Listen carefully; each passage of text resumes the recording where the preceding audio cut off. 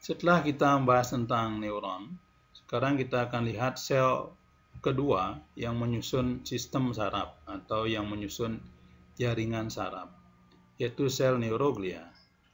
Sel neuroglia bukanlah satu jenis sel, tapi sekelompok sel yang disebut dengan sel neuroglia. Sel neuroglia, seperti sudah dijelaskan di awal, tidak memiliki kemampuan seperti neuron. Neuroglia tidak memiliki kemampuan untuk menerima impuls, tidak memiliki kemampuan juga untuk meneruskan impuls atau mengolah impuls. Tapi perannya sangat penting, yaitu untuk mensupport neuron, baik secara mekanik, secara kimia, kemudian memberi nutrisi, dan melindungi dari virus dan agen-agen yang berbahaya. Jadi peran dari neuroglia sangat penting. Tanpa neuroglia, neuron tidak akan bisa berfungsi dengan baik. Neuroglia jumlahnya jauh lebih banyak daripada neuron, yaitu sekitar 10 kali lebih banyak dari neuron. Ada lagi perbedaan dari neuroglia dan neuron. Neuron tidak bisa melakukan mitosis. Jadi neuron adalah salah satu jenis sel yang masuk ke tahap G0 dari siklus sel, yaitu tidak melakukan pembelahan lagi, jumlahnya hanya berkurang seiring bertambahnya usia. Neuroglia tersebar baik di sistem saraf pusat maupun di sistem saraf tepi. Sel neuroglia yang bisa ditemukan pada sistem saraf pusat yaitu astrosit, oligodendrosit, mikroglia, dan sel ependimal. Pada sistem saraf tepi ditemukan sel squam. Beberapa buku terbaru dari buku histologi menambahkan satu neuroglia lagi yang terdapat pada sistem saraf tepi, yaitu sel satelit yang bisa ditemukan pada ganglia, yaitu yang membungkus sel body yang berada di luar dari central nervous system. Pada gambar ini bisa dilihat perbandingan dan interaksi antara neuron dengan glial cell. Pada gambar yang diberi tanda huruf N adalah neuron, yaitu sel body dari neuron. Kemudian yang diberi huruf G, diberi tanda huruf G adalah glial cell. Bisa diperhatikan bahwa ukuran antara neuron dibandingkan dengan glia jauh lebih kecil, tapi jumlahnya jauh lebih banyak. Dan glial cell tampak mengelilingi neuron, karena glial cell berfungsi sebagai supporting cell. Sekarang kita lihat bagaimana susunan atau bagaimana hubungan antara neuron dengan sel-sel neuroglia pada central nervous system. Tadi sudah disebutkan bahwa pada central nervous system ditemukan 4 jenis neuroglia. Sekarang kita lihat bagaimana komunikasi mereka antara neuron dengan neuroglia. Perhatikan pada gambar di sebelah kiri, ada sebuah neuron yang terletak di tengah dengan sel bodinya, kemudian ada beberapa dendrit dan 1 akson. Kemudian perhatikan sel yang pertama adalah sel astrosit, yaitu yang diberi nomor 5. Dan perhatikan ada gambar pembuluh darah, yaitu yang diberi dengan nomor 3. Sel astrosit melapisi seluruh bagian pembuluh darah yang masuk atau yang berada di central nervous system. Tidak ada pembuluh darah yang tidak dilapisi oleh astrosit. Semua hal yang akan masuk ke neuron akan melewati astrosit, kemudian baru masuk ke neuron. Kemudian perhatikan sel yang berikutnya yang disebut dengan oligodendroglia, yaitu yang diberi dengan nomor 2. Oligodendroglia melapisi akson pada central nervous system, membentuk struktur yang disebut dengan mielin. Kemudian ada satu sel yang sangat kecil, sehingga disebut dengan mikroglia. Pada gambar di sebelah kiri diberi nomor 7. Kemudian sel neuroglia yang keempat yang didapatkan pada central nervous system, yaitu yang diberi nomor 6, yaitu berupa sel-sel simple columnar yang melapisi ventricle yang berada di otak. Sel-sel ini berperan penting dalam produksi cerebrospinal fluid. Pada slide berikutnya akan dibahas tentang masing-masing dari sel neuroglia. Astrosit merupakan sel neuroglia yang paling banyak ditemukan. Bisa ditemukan pada white matter maupun pada gray matter. Ada dua jenis dari astrosit, yaitu yang memiliki kaki-kaki yang cukup panjang, ditemukan pada white matter, disebut sebagai fibrous astrosit. Kemudian jenis kedua adalah astrosit yang memiliki kaki yang pendek-pendek tapi sangat banyak, yang disebut dengan protoplasmic astrosit, ditemukan pada gray matter dari central nervous system. Astrosit memiliki fungsi yang sangat beragam. Peran utama dari astrosit pada central nervous system adalah sebagai supporting. Astrosit berperan besar dalam proses pembentukan dari central nervous system, baik pada fase embrio maupun pada fase fetus. Selain itu, astrosit juga memiliki fungsi untuk mengatur keseimbangan ion pada neuron. Beberapa astrosit juga melapisi dinding dari pembuluh darah yang berada di central nervous system, membuat sebuah lapisan yang ikut berperan dalam membentuk blood-brain barrier. Selain itu, astrosit juga membuat sebuah lapisan yang berada di bawah dari pia mater yang disebut sebagai glial limiting membrane. Selanjutnya, jika ada neuron yang mati, maka tempat neuron yang kosong diisi oleh astrosit dengan membentuk sebuah jaringan ikat glial. Oligodendroglia memiliki prosesus tidak sebanyak astrosit, berlokasi utama yaitu pada white matter dari central nervous system. Ujung-ujung kaki dari oligodendroglia akan melapisi akson-akson pada central nervous system, membuat sebuah lapisan mielin yaitu sebagai insulator. Satu sel oligodendroglia bisa membuat lapisan pada beberapa akson, yaitu yang berada pada ujung-ujung kaki dari oligodendroglia. Mikroglia adalah sel glial yang paling kecil yang ditemukan pada central nervous system. Jumlahnya tidak sebanyak astrosit ataupun tidak sebanyak oligodendrosit. Sel ini berada pada gray dan white matter.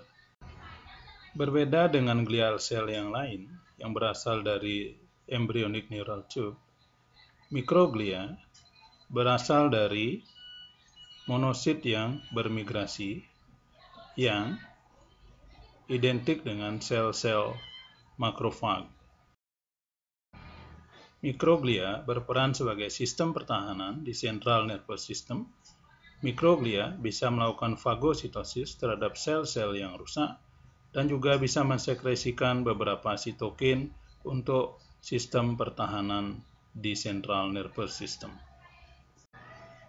Sel ependimal adalah sel yang berbentuk kolumner atau cuboid, memiliki silia pada permukaannya.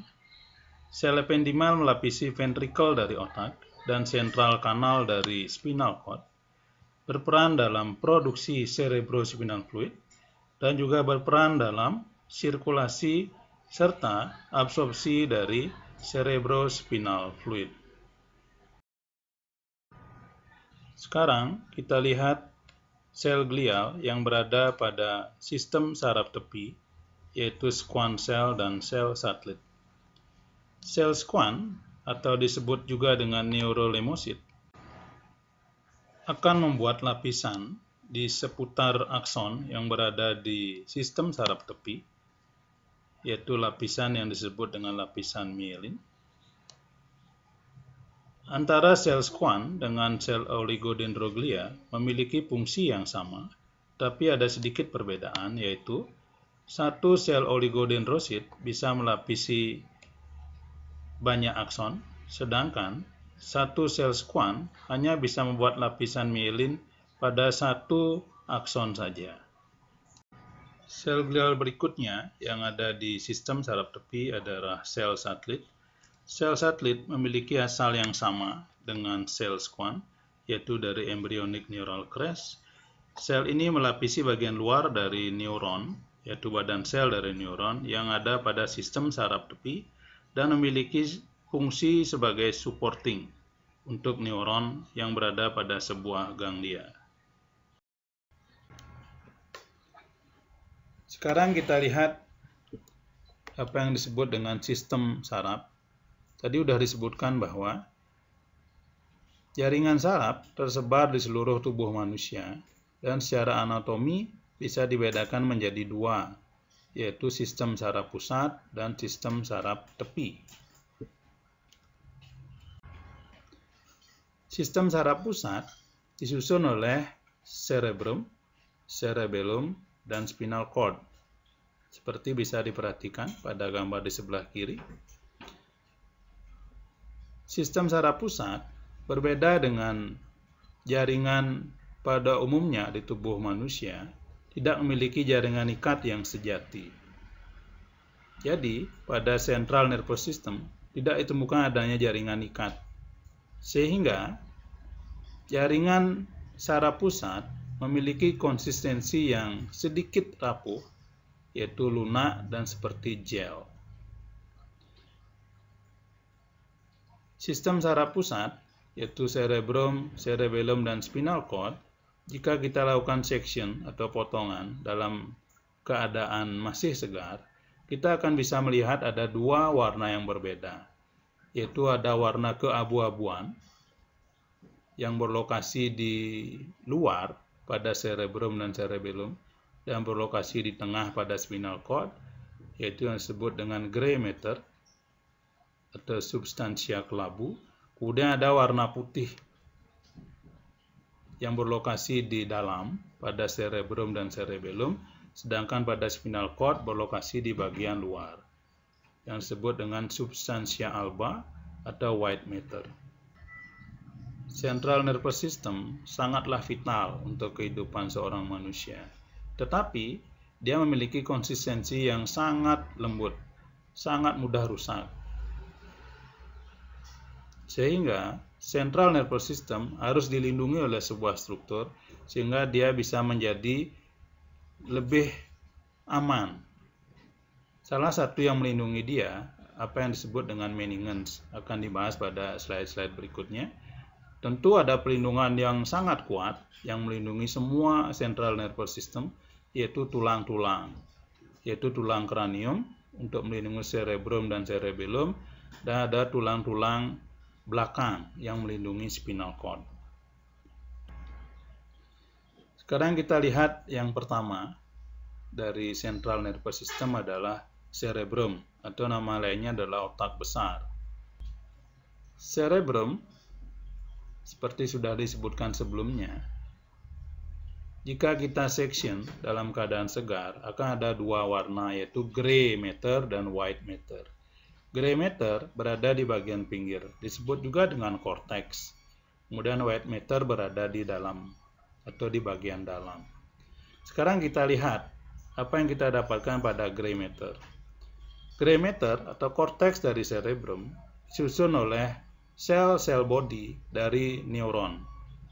Sebagian besar sel body dari neuron yang ada di tubuh manusia berlokasi pada cortex atau gray matter dari cerebrum.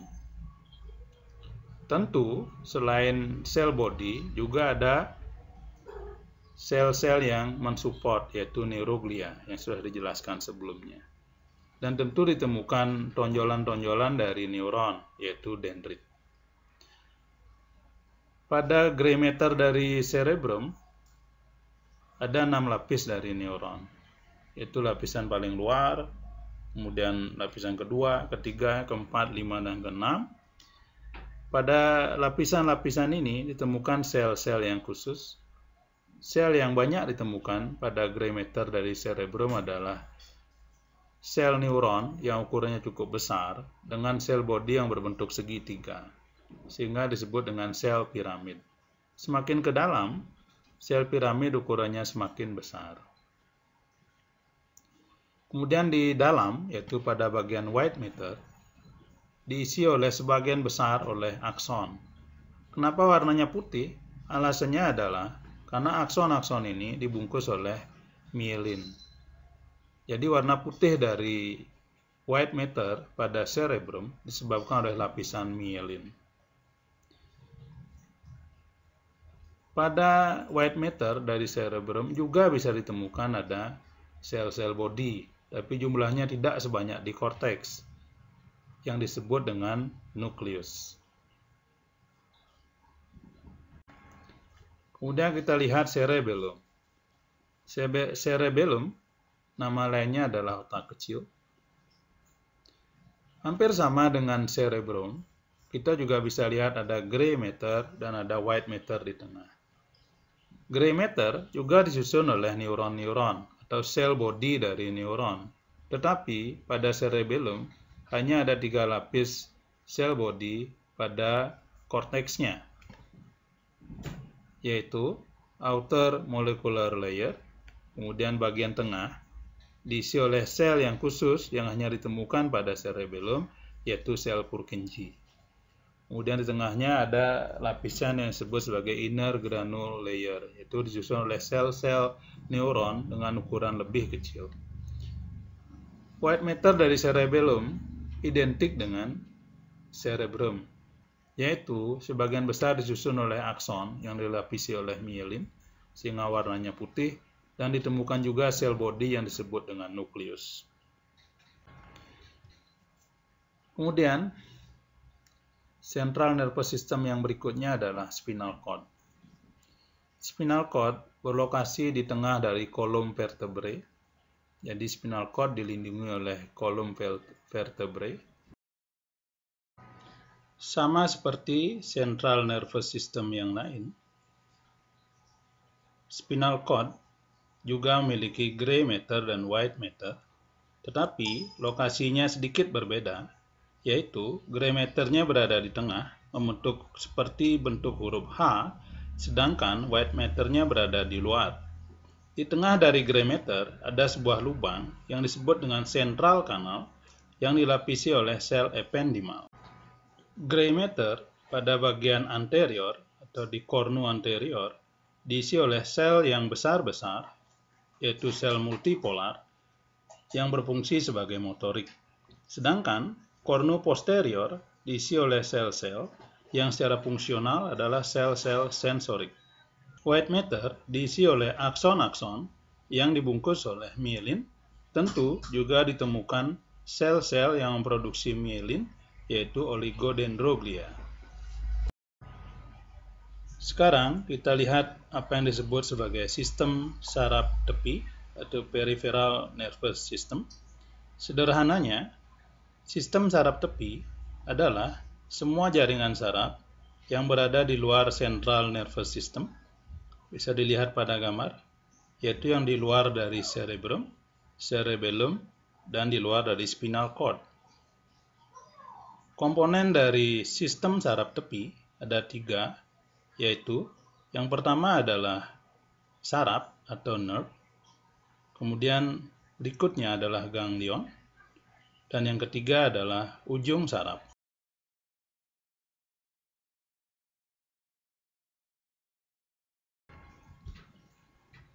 Sekarang kita lihat struktur dari sabut saraf atau nerve fiber. Sabut saraf atau nerve fiber adalah akson yang keluar dari sistem saraf pusat yang dibungkus oleh jaringan ikat khusus. Kumpulan dari sabut-sabut saraf yang dibungkus oleh jaringan ikat khusus yang akan dibahas nanti pada slide berikutnya, yaitu ada banyak akson yang dibungkus oleh jaringan ikat. Itulah yang disebut sebagai saraf tepi atau peripheral nerve. Akson pada sistem saraf tepi dibungkus oleh sel Schwann. Sel Schwann bisa membentuk lapisan mielin ataupun tidak, tergantung dari ukuran dari akson. Akson yang ukurannya kecil tidak dibungkus oleh mielin, sedangkan akson yang ukurannya besar akan dibungkus berkali-kali oleh sel Schwann sehingga membentuk struktur lapisan mielin. Sehingga sabut saraf bisa kita klasifikasikan menjadi dua, yaitu yang bermielin dan tidak bermielin. Sabut saraf yang bermielin akan mengantarkan impuls lebih cepat dibandingkan dengan yang tidak bermielin. Tadi sudah disebutkan bahwa saraf tepi adalah akson yang keluar dari sistem saraf pusat yang dibungkus oleh jaringan ikat khusus. Pada gambar ini bisa dilihat jaringan ikat yang mengorganisir sistem saraf tepi. Perhatikan pada gambar di sebelah kiri, akson yang berwarna biru pertama-tama akan dibungkus oleh sel Schwann untuk membentuk lapisan mielin. Kemudian, di luar dari lapisan sel Schwann atau lapisan mielin akan dibungkus oleh jaringan ikat yang halus yang disebut sebagai endoneurium. Jadi endoneurium melapisi satu akson atau satu sabut saraf. Kemudian, sekumpulan akson akan dibungkus oleh jaringan ikat yang lebih kuat yang disebut dengan perineurium. Jadi perineurium adalah jaringan ikat yang membungkus sekelompok akson. Kemudian keseluruhan satu saraf tepi dibungkus oleh jaringan ikat yang lebih kuat lagi yang disebut dengan epineurium.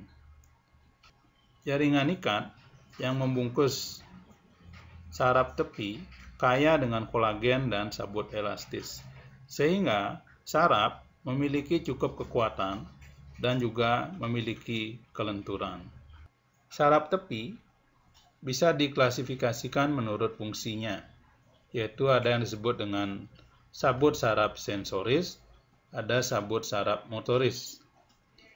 Sabut saraf sensoris disebut juga dengan aferen, yaitu membawa impuls dari reseptor ke central nervous system. Sebaliknya, sabut saraf motoris berawal dari central nervous system, kemudian membawa impuls ke efektor organ. Sabut saraf motoris disebut juga sebagai sabut saraf eferen. Berikutnya akan dibahas tentang komponen kedua dari sistem saraf tepi, yaitu ganglia.